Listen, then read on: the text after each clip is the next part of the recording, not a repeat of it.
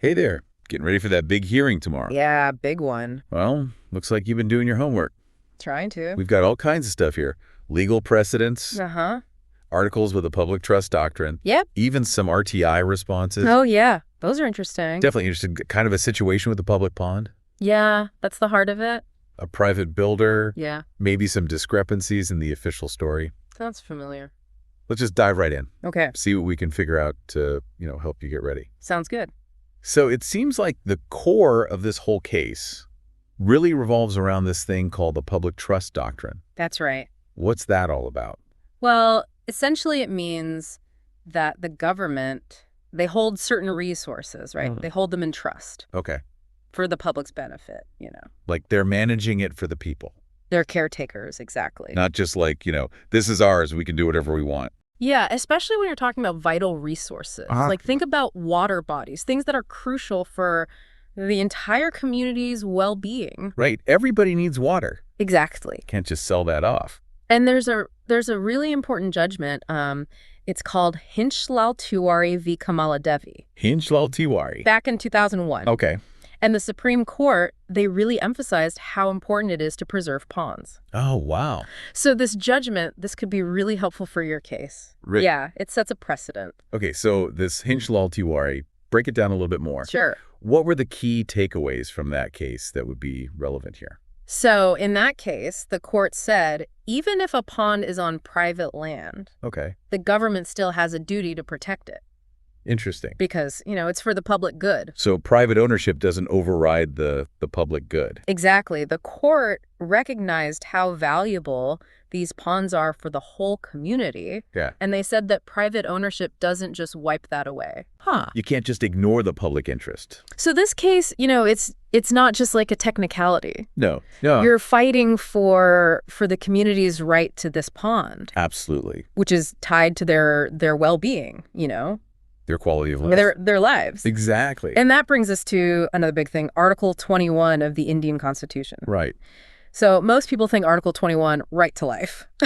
Yeah, most basic right. Just staying alive, but it's more than that, right? Much broader than that. It's about quality of life. It includes the right to a healthy environment. Okay. And that's a key part of a good quality of life. Makes sense. You can't have one without the other. So how does Article 21, how does it play into this specific case?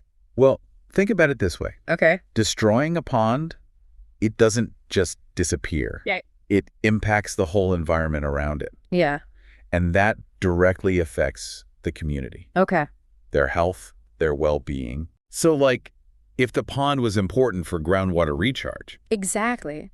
If you destroy it, people could face water scarcity. Wow. And that's a direct hit to their quality of life. Right. And a potential violation of their rights under Article 21. It sounds like you've got a strong legal basis here. Yeah, I think so. I mean, the Public Trust Doctrine, that's the government's responsibility. Right. They're not off the hook. And then Article 21, that shows how this impacts people's rights. Direct link. Pretty powerful combination. It is. Now, this is where those RTI responses get interesting. Yeah. Here we go. They're talking about a substitute pond. Right. That was supposedly built. Supposedly. But it sounds like there might be some issues with that story. Definitely some inconsistencies. So there's more to this than meets the eye. For sure. What's going on with this substitute pond? Well, the photos you've attached to your petition, they're pretty clear. Okay. This substitute pond, it just doesn't exist. It's not there.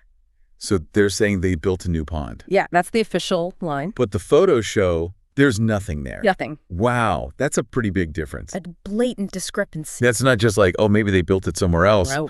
This is like, it's just not there. Exactly. And then there's the financial side of this. Right. There was a lot of money involved. A significant amount. It's 24 lakh rupees. That's what they claim was allocated. For this pond that doesn't exist. It's a bit of a problem. Yeah, it's a big problem. It really raises questions about, where did that money go? Yeah, what's going on here? Transparency, accountability. Right, big questions. Yeah. Okay, this is starting to feel like a legal thriller or something. A little bit, yeah. We've got a missing pond, questionable finances. Right. And then you've got these potential violations. Yeah. Public Trust Doctrine, Article 21. Big one. What kind of accountability are we talking about here? That's the key question. Like, what are you hoping to achieve at this hearing? Well, I think the first goal has to be getting that sale deed declared void. Okay, void meaning like it never happened. Exactly, like hitting rewind. Okay. The Housing and Development Board, they messed up. How so? They transferred land that was meant for a public pond Right. to a private builder. Which they're not supposed to do. Exactly. It's a clear violation of the Public Trust Doctrine. So that should be enough to get that sale reversed. That's the argument. Okay, so undo the deal. Step one. What's next? Then we have to deal with the pond itself. Right, because the original one, it's gone. It's filled in. So now what? We need a new pond. We need a real functional substitute pond. Okay, hold on. Yeah. If this substitute pond, if it was never built, Right. who's going to build the new one? Legally, the builder is obligated to create a substitute. They are. If they fill in an existing pond for development, they have to. It's like part of the deal. It's a standard requirement to, lessen the environmental impact. So it's not just like a nice thing to do. No. It's the law. It's the law. But what about the money? Right, that's where it gets tricky. Because they already supposedly spent 24 lakh. On a pond that doesn't exist. So what can you do? Well, because there's evidence that the funds might have been misused, Okay. you can push for an independent audit An audit, okay. to figure out the real cost of building a proper pond, And then? and then the builder should be held responsible So they have to build it. and pay for it. Wow, that's a strong message. It is. It's about accountability. Yeah, and it makes sure that the community doesn't have to foot the bill. Exactly. It shouldn't fall on them or the public to clean up this mess. But it's not just about the builder, right? No, it's not. What about the officials? The ones who approved the sale in the first place. Yeah, the Housing and Development Board folks. Right. We can't let them off the hook. What can be done about them? You can argue for disciplinary action Okay. to make sure this doesn't happen again. So that's like investigations, potential sanctions. Of all of that. Wow. And even policy changes to prevent this kind of thing in the future. So that there's a lot you could achieve with this case. I think so. It's not just about getting the pond back. It's bigger than that. It's about holding people accountable. Absolutely. And maybe even changing the system. Right. Using this case to make a real difference. This is actually inspiring. It is, isn't it? Listener, you're not just fighting for a pond. Yeah. You're fighting for a principle. For the community. And for a better way of doing things. For everyone. And all the legal arguments, the Public Trust Doctrine, Article 21. Right. The RTI responses. All of it. This all strengthens your case. It gives you a foundation. To argue for accountability. And for restoration. This has been really eye-opening. It's a complex case, but you've got this. I feel like I've learned so much about the law and the environment. It's all connected. What else is there? Oh, there's more. There's more. This isn't even the whole picture. More. I thought we covered, like, everything. We've covered a lot, for sure. Okay. But this case, it goes beyond just this one pond. Really? And even beyond this community. Wow. Okay, so how does a fight over a pond in Meerut connect to, like, bigger things? Well, think about the big issues facing India. Okay. Water conservation, climate change. Right, big stuff. This case touches on all of that. Okay, break it down for me. Let's start with water.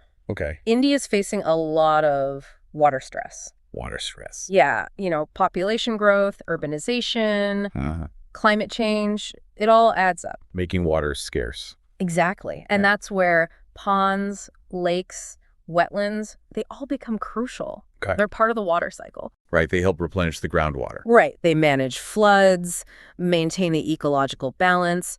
So losing a pond, it's not just about aesthetics. It's not just about a pretty view. It's about, like, messing up the water resources. Disrupting a vital resource. And that has, like, a ripple effect. Exactly. It has consequences for the whole area. Okay, that makes sense. And when you protect one pond, Yeah. you're setting a precedent for protecting others. Okay. And that leads to better water management for everyone. Wow, okay. It has implications for agriculture, public health, the economy.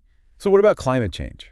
Right. Well, wetlands, like ponds, they act as carbon sinks. Carbon sinks. They absorb carbon dioxide from the atmosphere. Oh, so they're helping fight climate change. Exactly. But when you destroy them, You release that carbon back into the atmosphere. and you lose a tool for mitigating climate change. Wow. Okay, so this is much bigger than I thought. It is. It's connected to these global challenges. Right, fighting for this pond. It's about protecting water. It's about fighting climate change. It's about sustainability.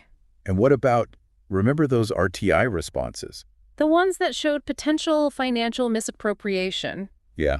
Yeah, that's also part of this bigger picture, right? Absolutely, when resources are wasted. Or lost because of corruption. Exactly. It hurts our ability to invest in sustainable development. And that includes, protecting the environment. Everything's connected. Wow. So this case, it's about holding the government accountable. Making them responsible for how they manage public resources. For how they prioritize the environment, people's well-being. It's about transparency, accountability, responsible governance. Wow. This deep dive has been eye-opening is an understatement. It's a lot to take in, but it's important. Listener, you're at the center of something much bigger than you might have realized. You really are. This case, it's about the future of water resources, the fight against climate change, creating a more just society. It's about making a difference. And you've got these powerful tools, the Public Trust Doctrine, Article 21, the evidence you've gathered through RTI. Use them. Be bold. Make your case. You can do this. Let's create a better future together, one pond at a time. One step at a time.